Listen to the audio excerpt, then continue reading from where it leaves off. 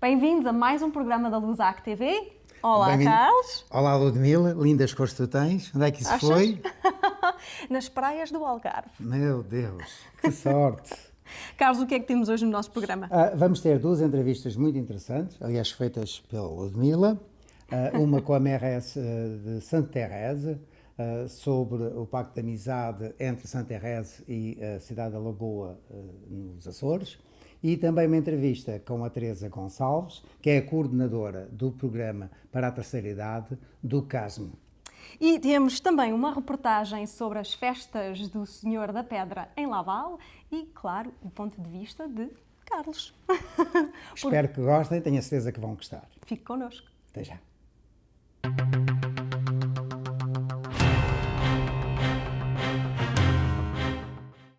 Hoje, nos estúdios da Lusac TV, temos o prazer de receber a Teresa Gonçalves, que é a coordenadora do programa de atividades da terceira idade do CASM.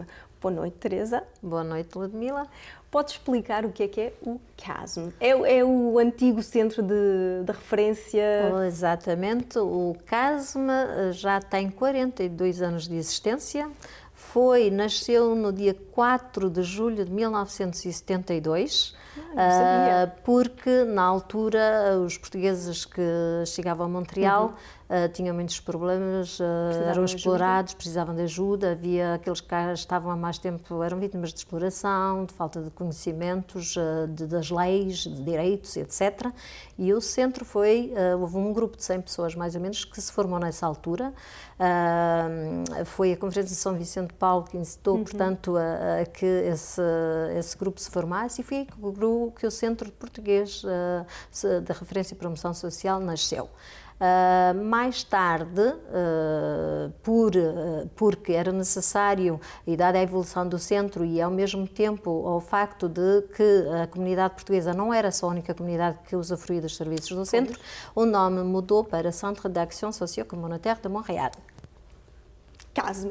CASM, exatamente. E há quanto tempo você trabalha no CASM?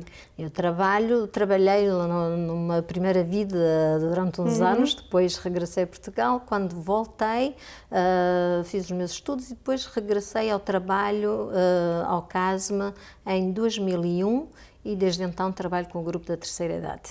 E foi por acaso que quis trabalhar no centro ou você estudou numa área específica para poder trabalhar nesta poderia área? ter encontrado ou tentado trabalhar no outro lado, mas há sempre qualquer coisa que nos chama para o nosso meio, a nossa cultura, as nossas origens e etc. E na altura, por coincidência, o centro estava à procura de duas pessoas, havia 2 postos abertos para os quais eu me candidatei, e para o posto do programa das atividades não apareceu ninguém com, portanto, as qualificações, ou enfim, acabei por ficar eu com essa responsabilidade, e digo-lhe que, francamente, tenho sido bem sucedida, tenho sido bem reconhecida, as pessoas com quem eu trabalho são realmente fantásticas. E pronto, pensei que ficava lá 2, 3 anitos e ainda lá estou. Há pouco nós estávamos a conversar, você diz que esteve no UQAM, no programa Animation Culturelle. Sim, foi isso que eu fiz. Também fiz também. Muito bem, coincidência. Que eu fiz também, sim. Na altura pensei em ir fazer trabalho de trabalho social, mas depois, como havia mais cursos de comunicação na animação cultural, foi essa a minha opção. E foi por isso que eu fiz. E gostei muito, confesso, só que um pronto. bom programa. Quais são as suas funções principais? Olha, as minhas funções como responsável das atividades da terceira idade, eu faço, no fundo, como somos um organismo pequeno, nós temos que fazer um pouco de tudo. E então faço a planificação das atividades, organizo as atividades, animo as atividades, participo em reuniões com o meio, nomeadamente na Aliança Troisième Âge, que é uma tábua de concertação que regrupa todos os organismos do platô que trabalham com a terceira idade, e aí é uma espécie de fonte de partilha de conhecimentos e de informação. Faço também parte de um conselho de administração de uma residência Le Grand Âge, que acolhe, portanto, pessoas socioeconomicamente desfavorecidas que não têm grandes meios para pagar um aluguer no platô e pronto, vão para ali, depois de passarem, evidentemente, o comitê, a comissão de avaliação dos casos. E no centro, como lhe disse, sou como é que vai dizer, faço tudo um pouco, se é preciso... Como se diz em inglês, a jack of all trades. É isso, de maneira que, pronto, é o que implica trabalhar num organismo comunitário pequenino como é o nosso. Pois. Temos de estar sempre disponíveis, mesmo se falta a recepcionista, tem que estar na recepção. Se for preciso dar um apoio no outro lado, temos que somos polivalentes. Pois. E quais são os serviços que oferecem em relação à terceira idade, às pessoas de terceira idade? Neste momento nós temos um programa de atividade, neste momento, quer dizer, agora é verão, só temos as atividades de verão, que se concentram sobretudo em saídas, porque, como sabe, uma grande parte da comunidade vai de férias a Portugal, sobretudo as pessoas do continente vão muito de férias a Portugal. As pessoas dos Açores vão algumas, mas não tanto. Exatamente. E então, essas que ficam cá precisam de se distrair e precisam de fazer qualquer coisa durante o verão. Há algumas que saem com as famílias, mas há outras que estão mais ou menos confinadas a uma vida de casa e igreja e pouco mais. E então, para essas, eu organizo sempre uma atividade, uma excursão no exterior. No ano passado fomos a Quebec e Sainte-Anne-de-Beaupré.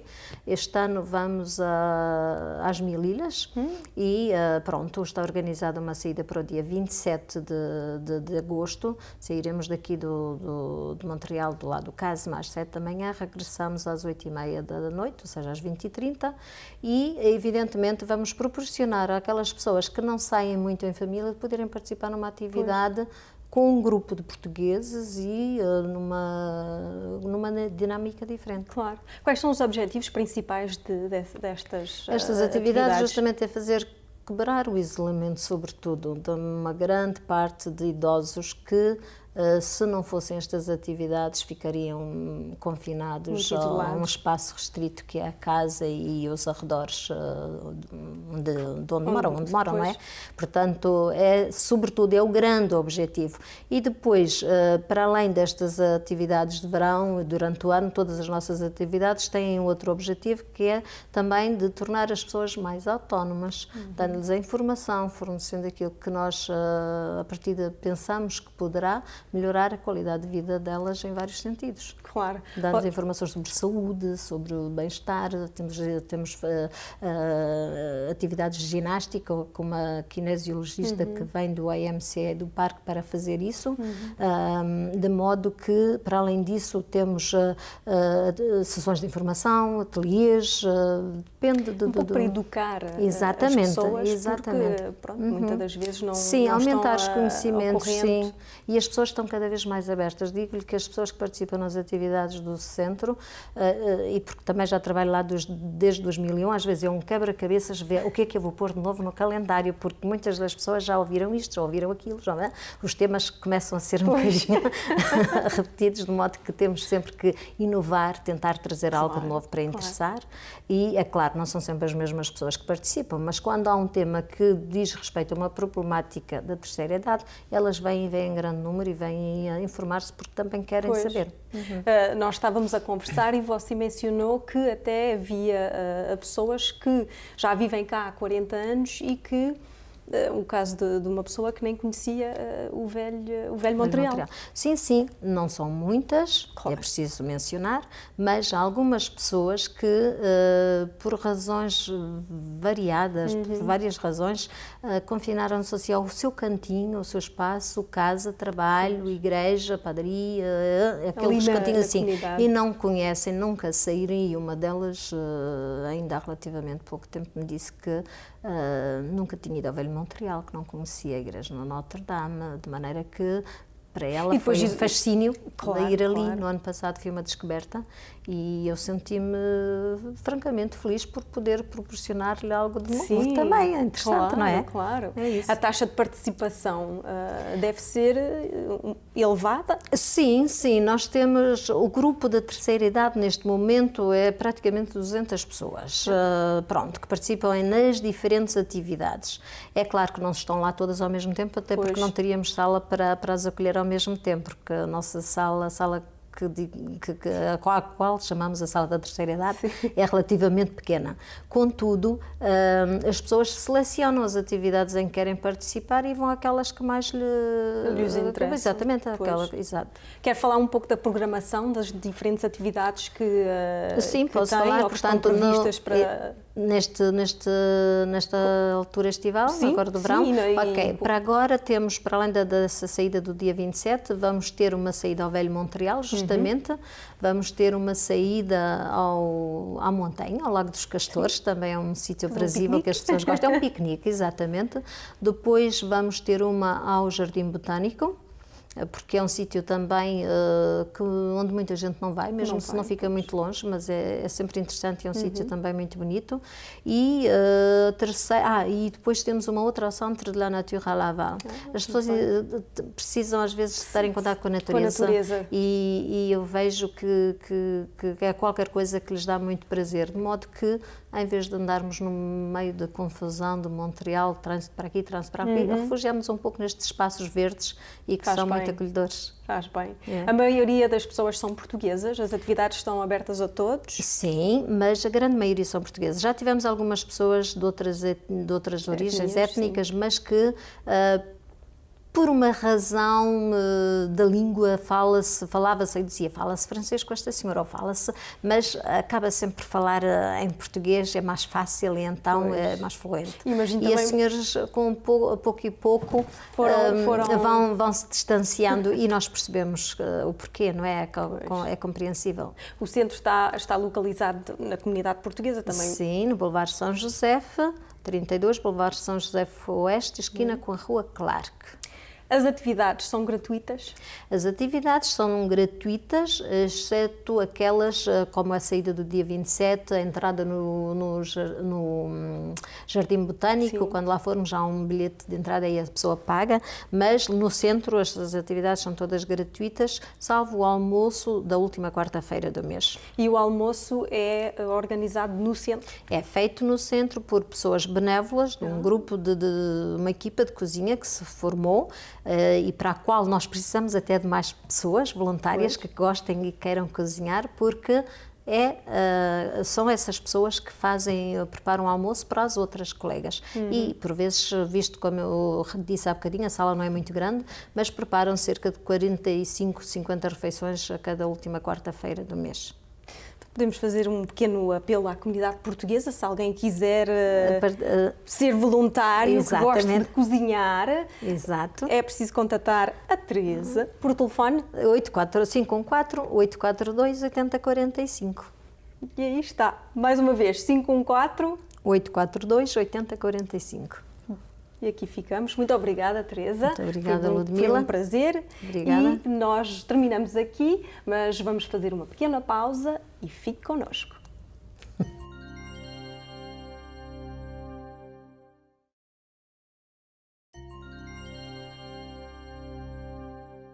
A Lusac TV hoje veio até Laval para seguir as festas do Senhor da Pedra. No decorrer da nossa reportagem temos nomeadamente uma entrevista com o pároco local, Carlos Dias. Bom, a festa do Senhor da Pedra é o encerramento do ano pastoral. O nosso ano pastoral começa no final de setembro e termina com esta festa no mês de agosto. E o povo vê nesta festa muitas origens das suas tradições. É a única festa que há o tapete de flores à saída da igreja. Ontem esta festa começou com a transferência da imagem, a mudança da imagem do batistério, onde ela está sempre, para a igreja. E Com esta mudança da imagem, temos a primeira missa vespertina e depois da missa vespertina temos o primeiro arraial, que portanto é um serão de convívio pela noite fora. E esta manhã houve a missa da festa solene cantada para o povo que esteve presente. Por sinal, foi às 10 horas da manhã e depois seguiu-se o almoço aqui no centro paroquial e às 3h30 guardamos a hora em que temos a chamada e a saída da procissão às 4 horas. Eu gostava que fizesse, de certa maneira, um balanço do que tem sido a sua estada aqui à frente dos destinos da missão de Nossa Senhora de Fátima, desde o início até agora, o que lhe apetece fazer sobressair. Eu encontrei uma comunidade um bocado sofrida, um bocado como um barco sem motor, um pouco à deriva.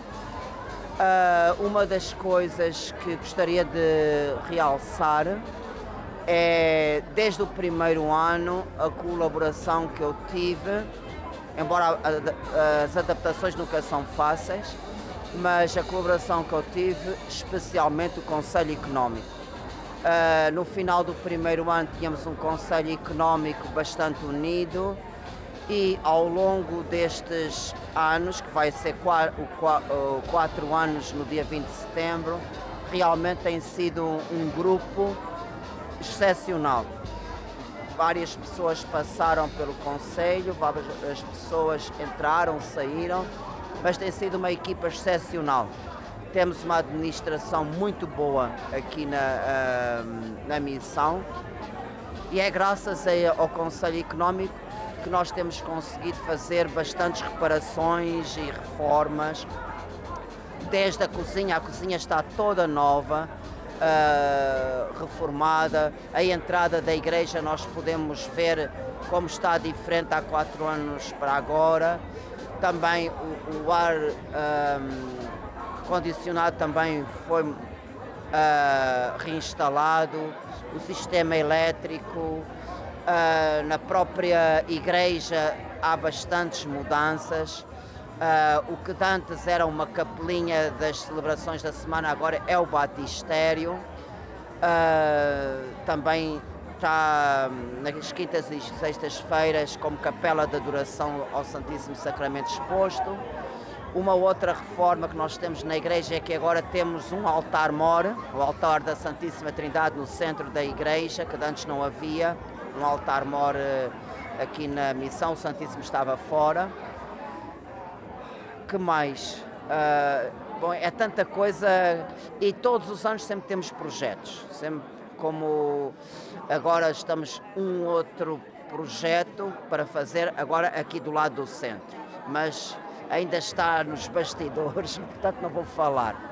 Isto é a nível administrativo, que é com muita satisfação que digo. Realmente é um grupo que... Portanto, isto só tem sido possível devido à união que o seu padre conseguiu desde que chegou. Isso, realmente eu vejo que a comunidade agora está mais unida, está. Uma outra coisa que foi instituído desde que eu cheguei, nós temos um comitê para os assuntos pastorais, portanto tudo o que se trata evangelização e obras sociais sociocaritativas pertence ao comitê pastoral e tudo o que se refere à liturgia pertence ao comitê litúrgico.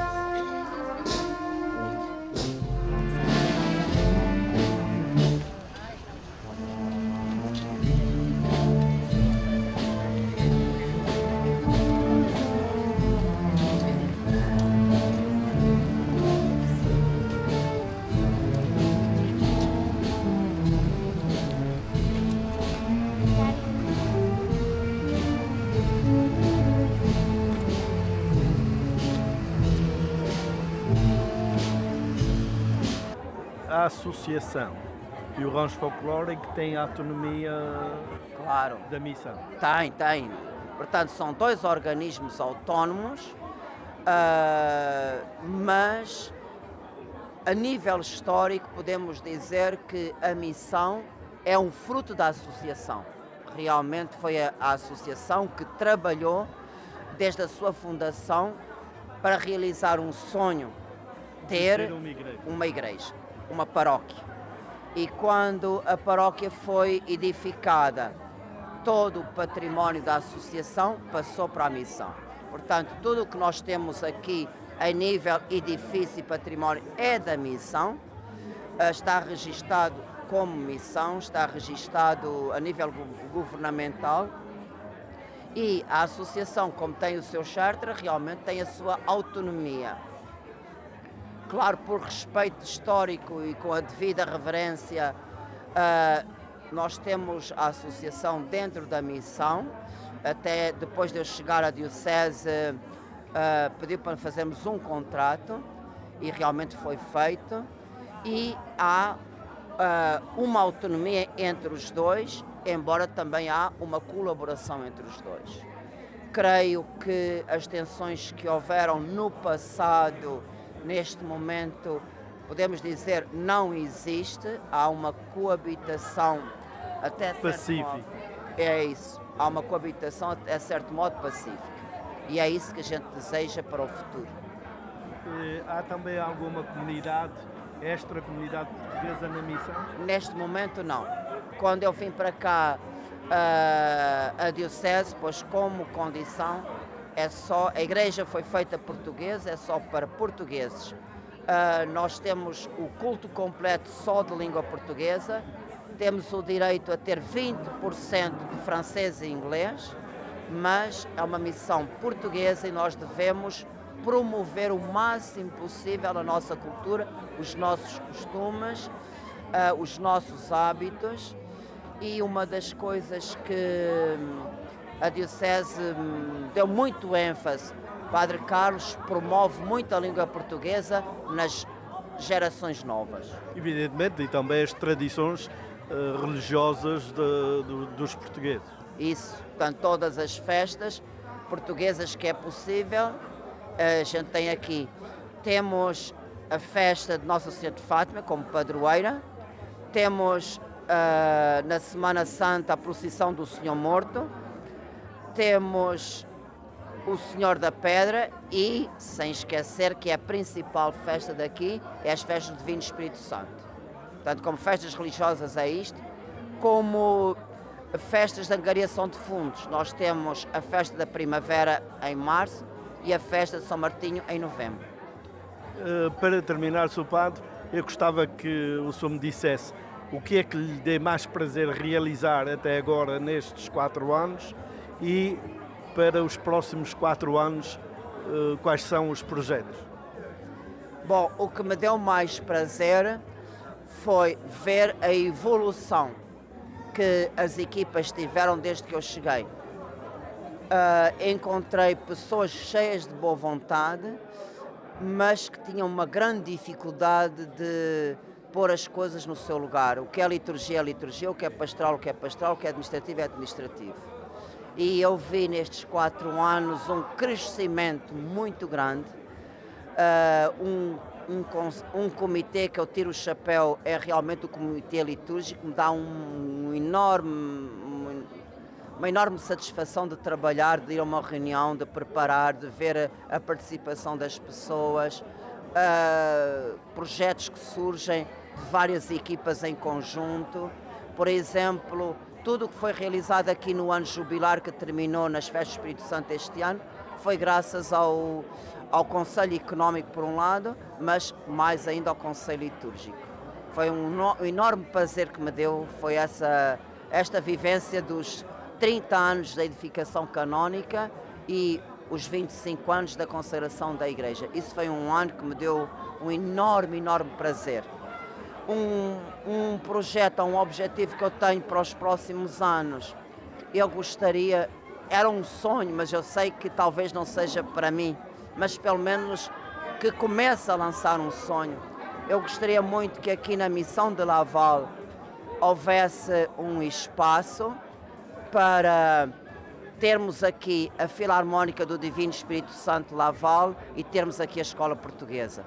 Tenho pena que tudo o que foi feito aqui foi feito para as necessidades da altura e foi muito bem e graças a este espaço a missão tem já 25 anos de existência, mas o meu maior sonho era esse, de realmente termos aqui a Escola Portuguesa e termos aqui a Filarmónica do Divino Espírito Santo Laval. E porquê é que acha que é difícil essas duas realizações? Porque o espaço que temos atualmente não há condições para tudo. Eu acho que realmente a escola precisava de outros espaços que nós não temos aqui e a Filarmónica, maior ainda, precisava de um espaço com muito mais segurança para guardar os instrumentos e o seu património e um lugar para ensaiar, ter uma coisa mais privada. Portanto, nós precisaríamos de sonhar, talvez um andar acima, ou ver como é que podemos aproveitar o espaço exterior da missão. É uma questão financeira? Também, também, mas uma questão financeira, mas eu penso que o mais difícil é realmente como aproveitar o espaço e como realizar, por exemplo, as plantas, e isso eu acho que ainda é o mais difícil. Obrigado, Sr. Padre, por esta conversa, que era pequena, mas acabou por ser mais prolongada. Tá bom, foi um grande prazer e uma saudação para todos os que nos estão a ouvir. E esperemos que dentro de um ano estejamos todos aqui reunidos com muita saúde, com muito amor, com muita paz. Que o Senhor da Pedra a todos vos abençoe.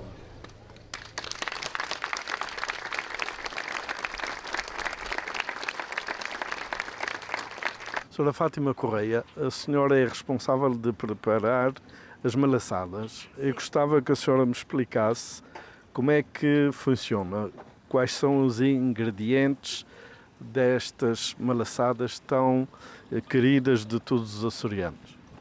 As malaçadas é o seguinte, leva farinha, açúcar, ovos, raspa de limão, sal e um bocadinho de açúcar. É só. E os ovos já disse. E fermento. E depois, qual é o processo? A gente amassa tudo. Depois de amassado, a gente bate numa batedeira e depois leva umas 2 a 3 horas a levantar. Quando a pana está cheia, a gente frita em mazola.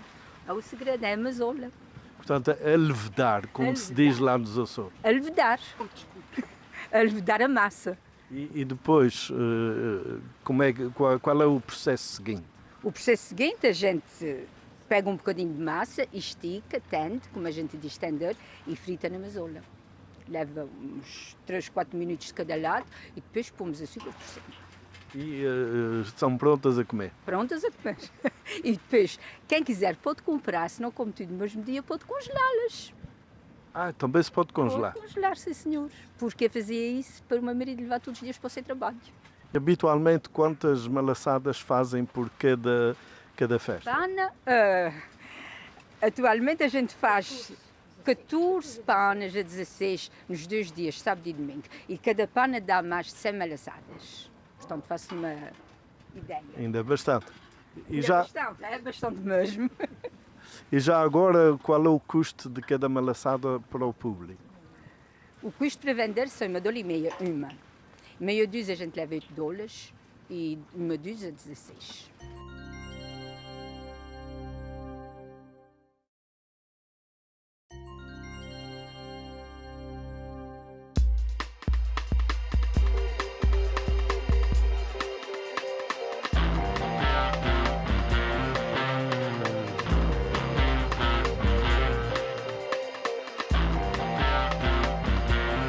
Quando vemos o que está a passar no mundo islâmico em geral e no mundo árabe em particular, há questões que se levantam e para as quais muitas vezes não temos resposta. Como é explicar que haja tanta violência, tantas guerras, tanto ódio, tantos assassínios, gente que se faz explodir, gente que mata outra gente da mesma religião? Porquê? Temos dificuldade em compreender isto? Uma razão provavelmente até muito simples.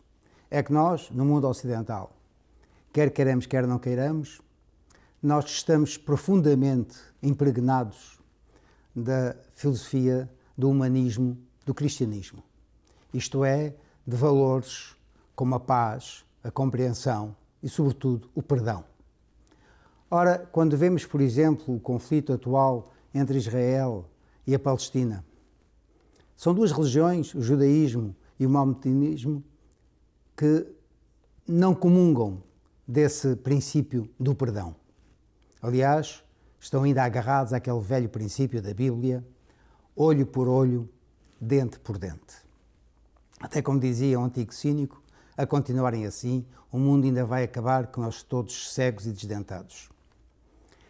Mas o facto é que, devido, em grande parte, a esses princípios dessas religiões, vive-se naquele mundo um mundo de ódio, de morte.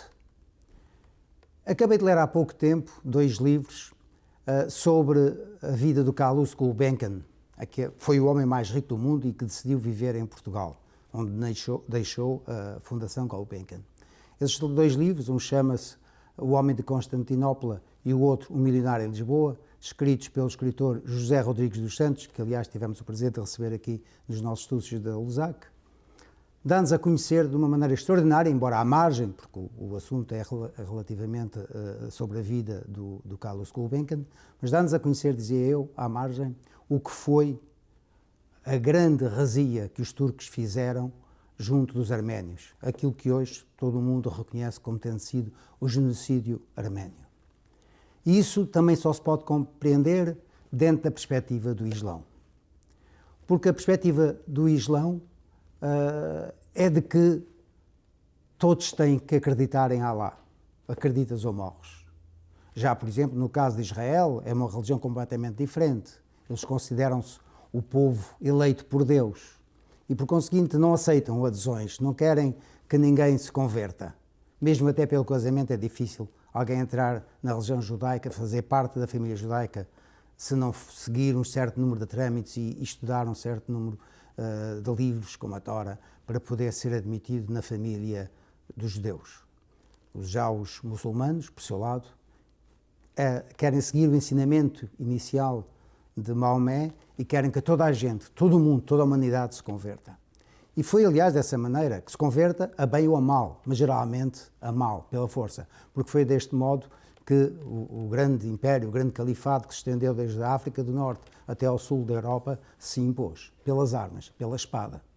E naqueles redutos mais ferrenhos, quer de cristãos, quer de judeus, que não se queriam converter, eram obrigados a pagar um imposto, o imposto dos ímpios, um imposto vexatório, para poderem sobreviver em terras islâmicas.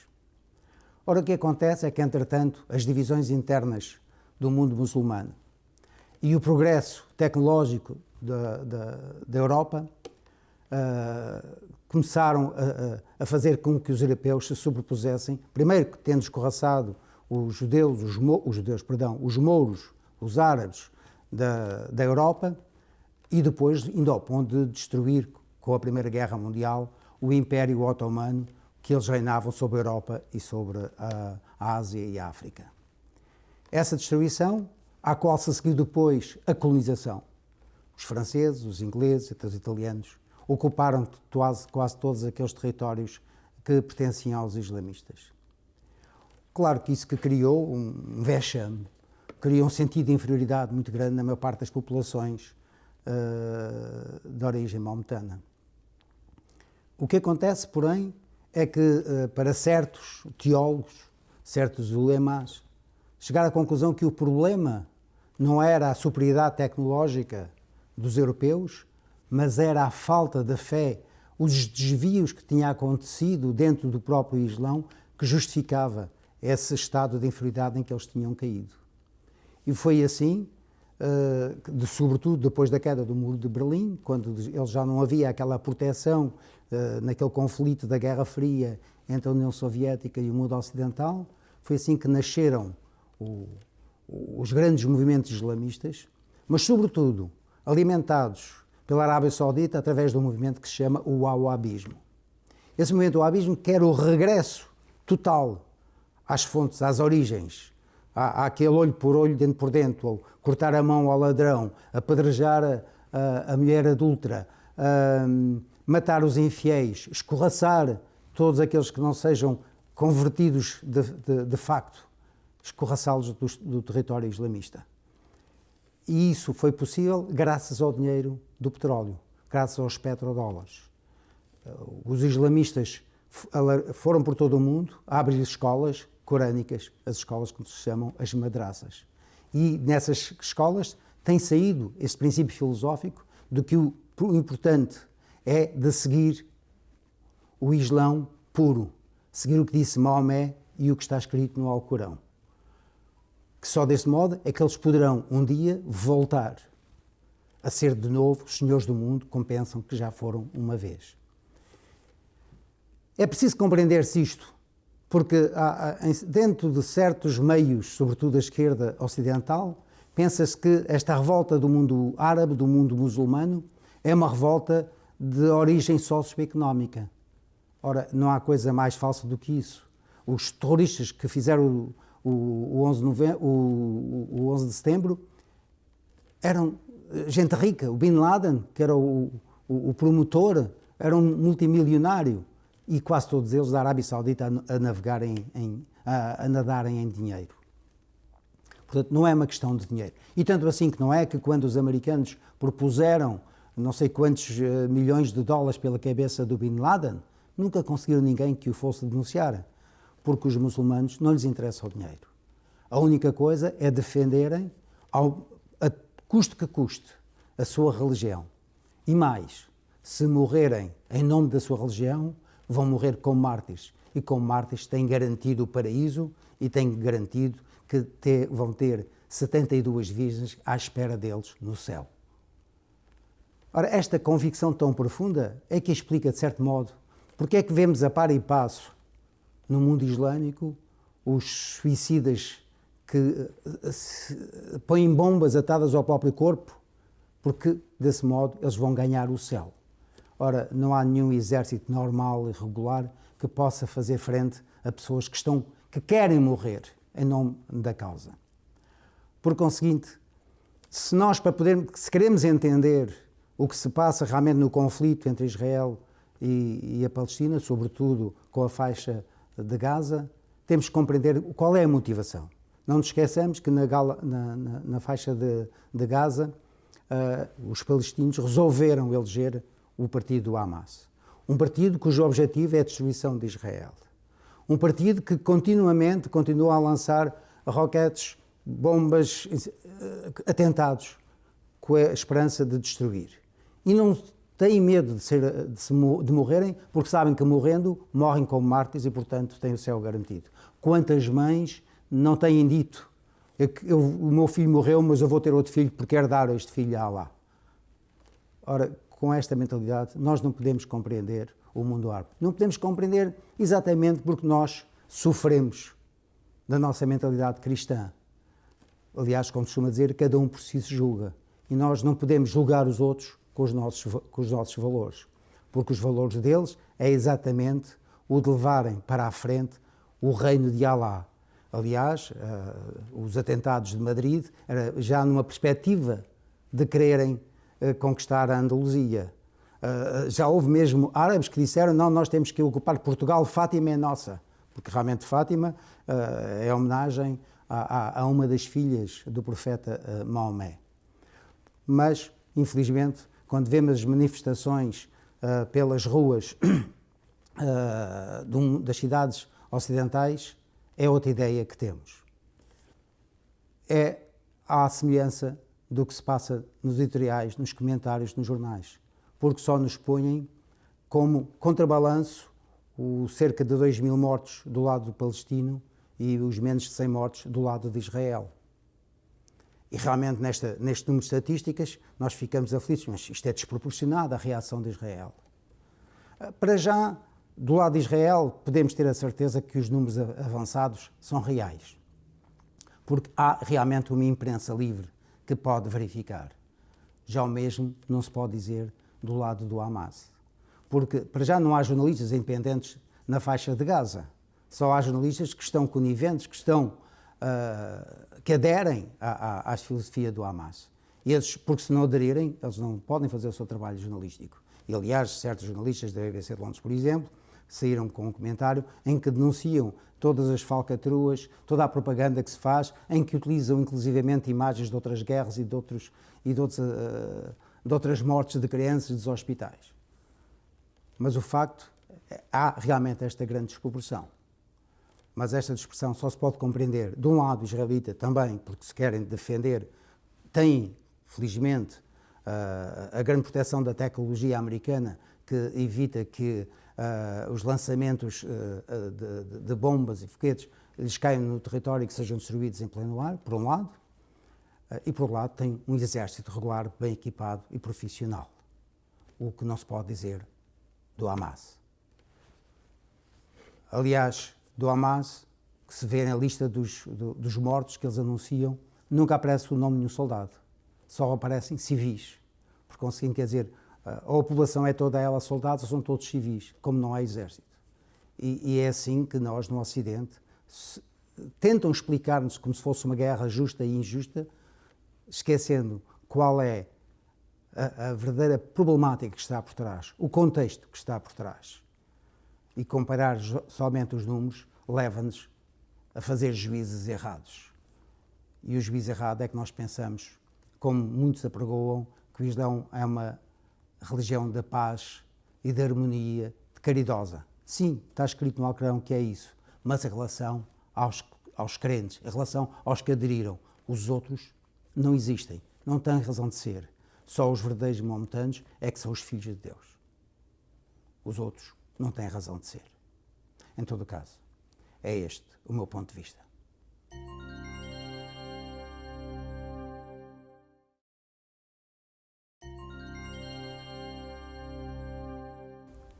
Temos o prazer de receber nos estúdios da Lusac TV a presidente da Câmara Municipal de Sainte-Thérèse, Sylvie Surprenant.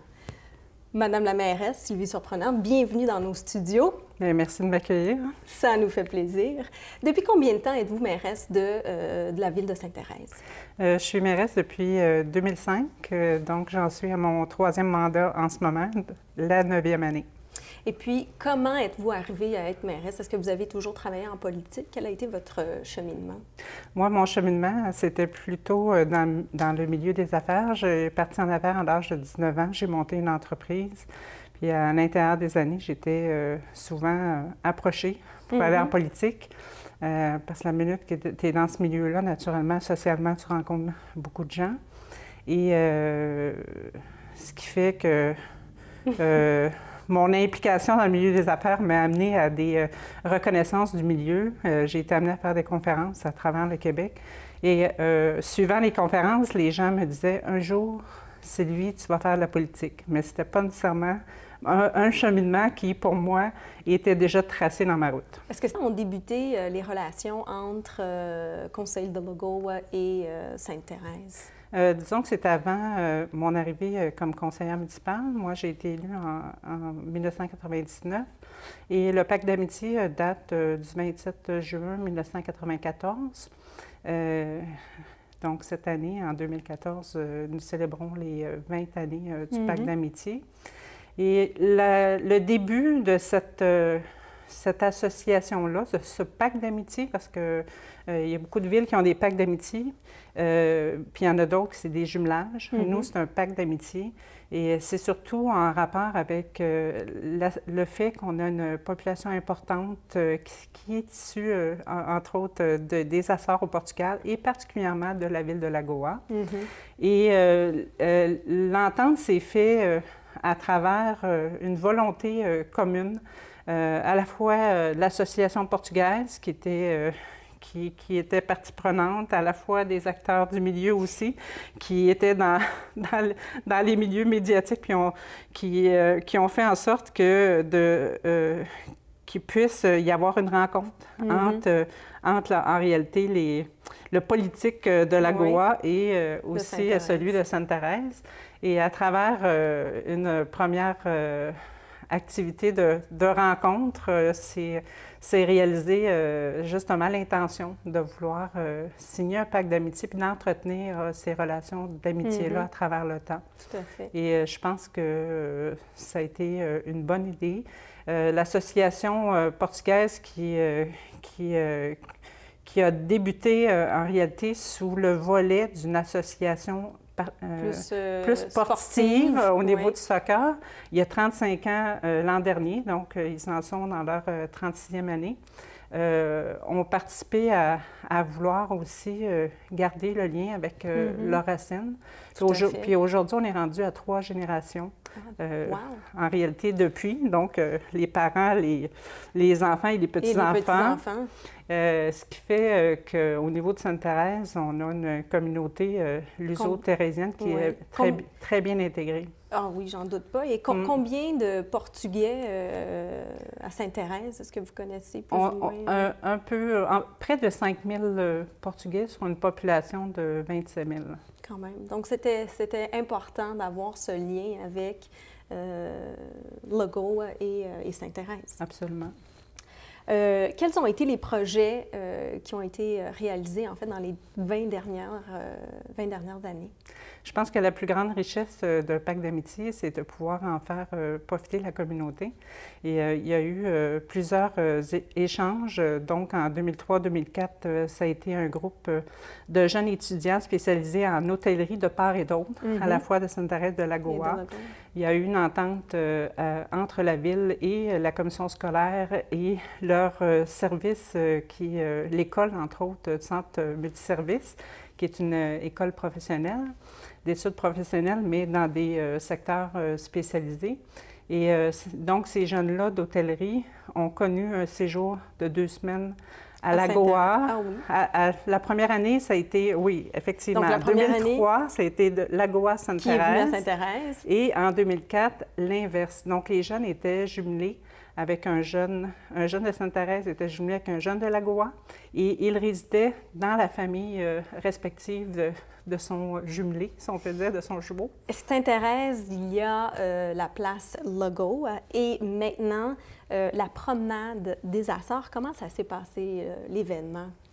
L'événement s'est produit, nous avons reçu une délégation de Lagoa, donc le maire actuel, M. Joao Antonio Ferreira Ponte, M. Ponte, avec sa chef de cabinet, Odette Cabral, et aussi une artiste qui est responsable des bibliothèques et de l'environnement, Mme Thérèse Viveroche.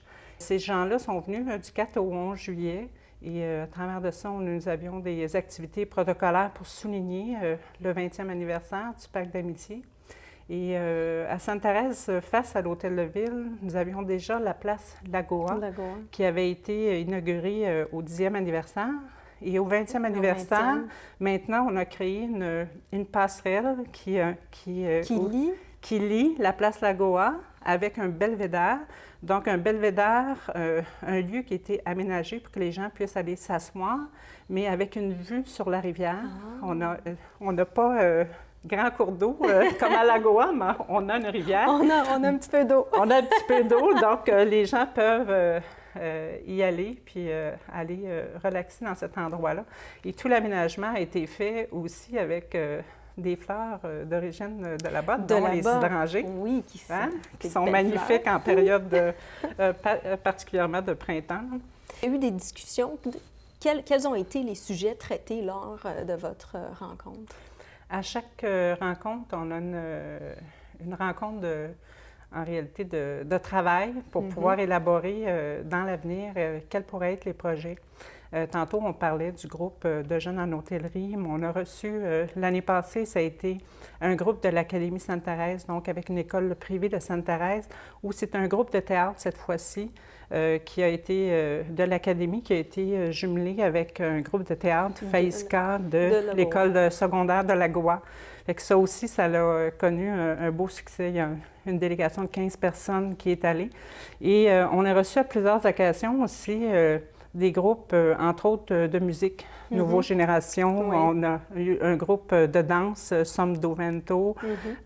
Donc, ce sont tous des échanges comme ça qui font en sorte que les jeunes de là-bas puissent venir à la fois découvrir Sainte-Thérèse puis découvrir le pacte d'amitié. Vous avez des projets futurs, j'imagine? Oui, dans les rencontres de travail, ce qu'on discute, c'est de pouvoir cibler parce qu'un pacte d'amitié doit être conservé bien vivant. Et pour être bien vivant, mais il faut avoir des projets en avant puis des réalisations qu'on veut mettre en place. Et pour l'instant, on a parlé autant qu'on parlait que l'association avait son équipe de soccer qui s'appelait Les Braves à l'origine. Puis d'ailleurs, à Sainte-Thérèse, on a encore les équipes de soccer Les Braves. On aimerait éventuellement pouvoir cibler un échange entre des groupes de soccer environ 15-17 ans. On aimerait aussi faire en sorte, au niveau artistique, faire des murales créatives de part et d'autre.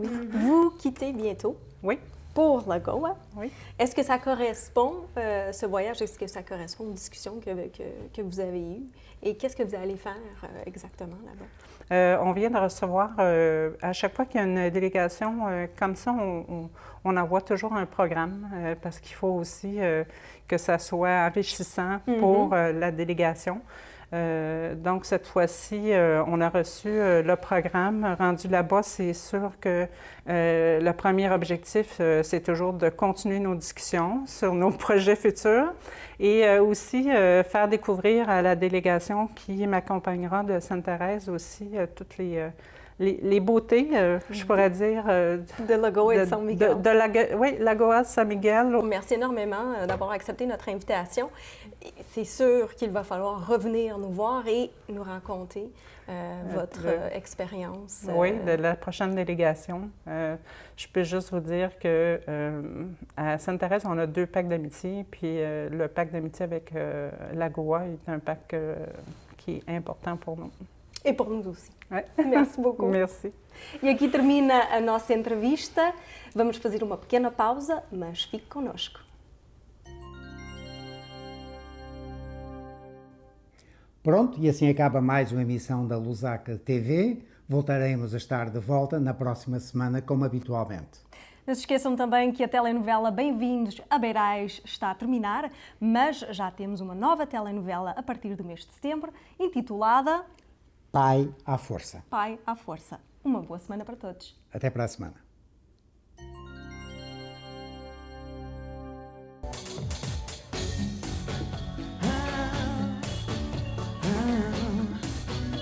Sonha, sonha, sonha.